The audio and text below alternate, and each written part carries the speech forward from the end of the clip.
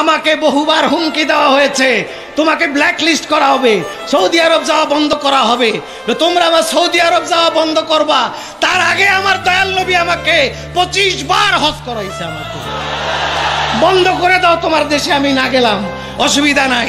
আপনার বিরুদ্ধে আন্তর্জাতিকভাবে মামলা হতে পারে, আন্তর্জাতিক মামলা হলে আমি আরো খুশি, আমাকে নিয়ে জেলে রেখে দেন।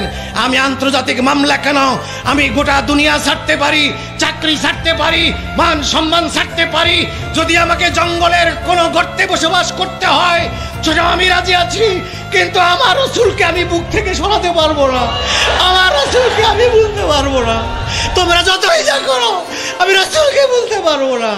আমি মনে করি পৃথিবীর শ্রেষ্ঠ আলেম, পৃথিবীর সবচাইতে বড় আলেম, পৃথিবীর 700 কোটি মানুষের শ্রেষ্ঠ জ্ঞানী ব্যক্তি, আলেম ব্যক্তি, তার ভিতরে যদি আমার নবীর প্রেম না থাকে, তার ভিতরে যদি নবীর আদব না থাকে, আমি তাকে আমার পায়ের জুতার সুতলা মনে করি, এর বেশি মনে করতে পারি না।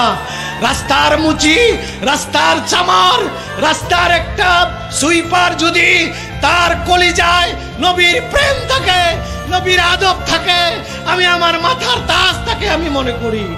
সুতরাং এর ঊর্ধ্বে আমি যেতে পারবো না।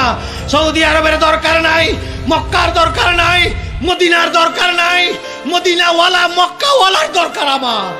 তার কাছে আমি থাকতে চাই। বেহেশতের দরকার নাই, জাহান্নাম থেকে বাঁচতে চাই না, আমি বাঁচতে চাই মরার পরে আমার কবর হবে আমার নবীর কদমের তলে। এটাই আমি প্রত্যেক ইমানদারের কামনা হওয়া উচিত।